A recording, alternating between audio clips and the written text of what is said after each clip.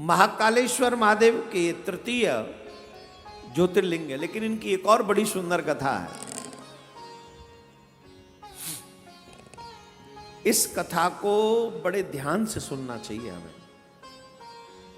फिर मध्य प्रदेश के उज्जैन नगरी में स्थित है महाकाल, वहां क्षिप्रा नदी है।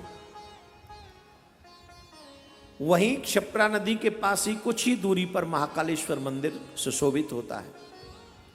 इस ज्योतिर्लिंग की स्थापना, बड़ी सुंदर कथा है।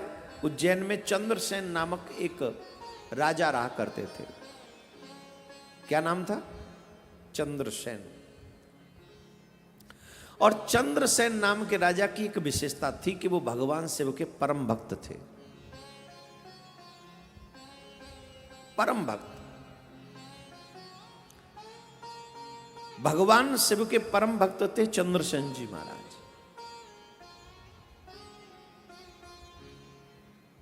और उनके इस भक्ति का चर्चा चारों तरफ था। सब लोग उनकी स्तुति वंदना किया करते थे इस बात को सुन सुनकर कि चंद्रसेन भगवान शिव के परम भक्त हैं, परम भक्त हैं भगवान शिव के। तो कुछ जो उसके पड़ोसी राजा थे वो उसे जलते थे, वो जलते थे। वो कहते थे ये ठीक नहीं है, हमारे पड़ोसी राजा का इतना यश हो और हमारा यश ना हो, ये ठीक नहीं। तो जितने भी शत्रु राजा थे पड़ोसी राज्य के, उन सब ने मित्रता की। ऐसे समझो जैसे पाकिस्तान और चीन। तो पड़ोसी राजाओं ने मंत्रणा की कि सब एक साथ आक्रमण कर दो इसके ऊपर, ये क्या कर लेगा अकेला। तो सब एक हो गए कि इसका शिकार करो, चलो। लेकिन जब राजा को पता चला मेरे ऊपर कोई आक्रमण करने वाले हैं, इतने लोग आने वाले हैं, राजा को कोई चिंता नहीं। क्यों? बोले मैं चिंता क्यों करूं? मैं चिंता क्यों करूं? मेरी चिंता करने वाला कोई और है। मैं चिंता क्यों करूं? उसे चिंता हमारी है, हमारे कृष्ण भक्तों के लिए है ये। मैं चिंता क्यों करूं? उसे चिंता हमारी है, हमारे प्राण का रक्षक सुदर्शन चक्रधारी है। हमारे प्राण का रक्षक सुदर्शन चक्र, हमें चिंता करने की क्या जरूरत है?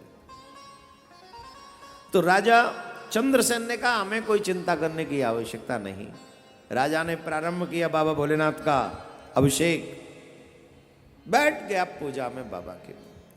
नमामि समीसान निर्वाण रूपम विभुम व्यापकम ब्रह्म वेद स्वरूपम निजम निर्गुणम निर्विकल्पम निरीहम चिदाकाशमाकाशवासम भजे। बाबा को स्मरण करने लगा। अच्छा, एक गोपी थी, गोपी वहां आई थी उज्जैन में। उसका एक बच्चा था छोटा सा, 6-7 साल का बालक। वो बालक भोले बाबा की पूजा करते हुए राजा का दर्शन कर रहा है।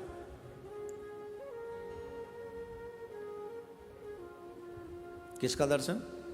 राजा का। वो राजा क्या कर रहा है? राजा बहुत प्रेम से अभिषेक कर रहा था। घृत से अभिषेक, शहद से अभिषेक, दूध से अभिषेक, पंचामृत से अभिषेक, कभी बेलपत्र चढ़ा रहा, कभी वस्त्र, कभी इत्र। ये सब देख देख कर वो बालक कहता था मैं भी ऐसी सेवा करूंगा, मैं भी ऐसी सेवा करूंगा। बहुत सेवा करने का मन हुआ। अब उसकी माँ उसे लेकर गई कि चल मेरे संग। उसकी माँ लेके गई उसे, संग चल मेरे। वो गया संग। अब माँ तो लग गई भोजन बनाने उस बच्चे की, और वो पड़ोसी एक शिविर था छोटा सा, उस शिविर में जाके बैठ गया। थोड़ी सी मिट्टी निकाली, उसका शिवलिंग बना लिया। कहीं से 2 फूल तोड़ लाया, कुछ तोड़ लाया, और वो शिव की पूजा में मगन हो गया, खूब मगन हो गया। वो इतना मगन हो गया, न उसे भूख लगी न प्यास। भोजन बन गया, सारा कुछ हो गया, माँ ढूंढ रही है बच्चा कहाँ है, बच्चा कहाँ है, बच्चा मिले तो बात बने। अब माँ ढूंढती फिरी, फिर पहुंच गई वहां। अरे यहाँ बैठा, चल चल भोजन कर। मुझे भोजन नहीं करना, मुझे शिव पूजन करना है। अरे भोजन कर। मुझे भोजन नहीं, शिव पूजन करना है। मुझे भोजन नहीं करना है, शिव पूजन करना है। माँ को आ गया गुस्सा और माँ ने कर दी, तू करेगो शिव पूजन, झट भाई को पूजन शुरू है। और माता जी ने दत दनादन 5-7 पूजन के शंख बजाए। वो फिर भी रोता रहा पर बोला कुछ नहीं। यहां तक सब ठीक था, लेकिन उस मां ने क्या किया, उस जिसको वो शिवलिंग बनाकर बैठा था वो उठाया और फेंक दिया। जैसे ही उठाकर फेंका, वो चीखने लगा, वो रोने लगा, मेरे महादेव को फेंक दिया, मेरे महादेव को फेंक दिया। माँ तो चली गई। अब बालक रोवे सो रोवे, रोवे सो रोवे, रोवे सो रोवे। और उस बालक की पुकार को सुनकर महाकाल धरती फाड़ के प्रकट हो गए। और एक विशाल मंदिर, पूरा मंदिर, अकेले नहीं, पूरा मंदिर प्रकट हो गया। बड़ा सुंदर मंदिर। बालक के समक्ष ये चमत्कार हुआ। ये दृश्य देखने के बाद महाराज चारों तरफ चर्चा हो गई, ये क्या हो गया, ये क्या हो गया। राजा को पता चला कि एक बालक की पुकार से शिव मंदिर प्रकट हुआ, शिव जी प्रकट हुए। तुरंत राजा चंद्रसेन दौड़कर पहुंचे। उस राजा का, उस बच्चे को राजा ने गोद में बैठाला और लाड़ लड़ाने लगे। कहने लगे, तू धन्य है, तूने मेरी उज्जैन नगरी का जो नाम है वो प्रकाशित किया। तू धन्य है, भगवान सबके घर में एक ऐसा बच्चा हो। अब तो ये संदेश राजाओं को सुनने को मिला। कौन से राजा? सराउंडिंग जो खड़े थे तोप ले लेके, धनुष बाण ले लेके, उनको पता चला कि एक बालक के प्रभाव से स्वयं भूत बावन भोलेनाथ प्रकट हो गए।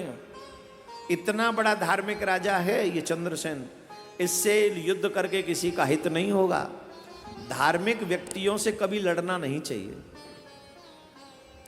न जाने कौन सी देवी शक्ति तुम्हारे ऊपर प्रहार कर दे और तुम नष्ट हो जाओ। एक क्षण की बात है बस। सभी राजाओं को पता चला कि परम भक्त है बालक, और बालक के निवेदन पे भगवान शिव प्रकट हुए। राजा ने उस बच्चे को सभा में बुलाया और सम्मानित किया। उनके रहने की सुंदर व्यवस्थाएं की, महल बनवाया उस बच्चे के लिए, मां के लिए, परिवार के लिए। सभी राजा एकत्रित होकर राजा चंद्रसेन की सभा में पहुंच गए और कहा, हम अपना अपराध स्वीकार करते कि हम आपसे युद्ध करने आए, हम आपसे नहीं लड़ना चाहते, हमें क्षमा करो। राजा भी उस सभा में आकर बैठ गए। राजा चंद्रसेन शिव भक्त थे और भगवान के भक्त क्षमा करना जानते। चंद्रसेन ने कहा, नहीं नहीं, आप सब मेरे अपने हैं, कोई बात नहीं, विराजिए। सभा में सबका स्वागत किया, सत्कार किया।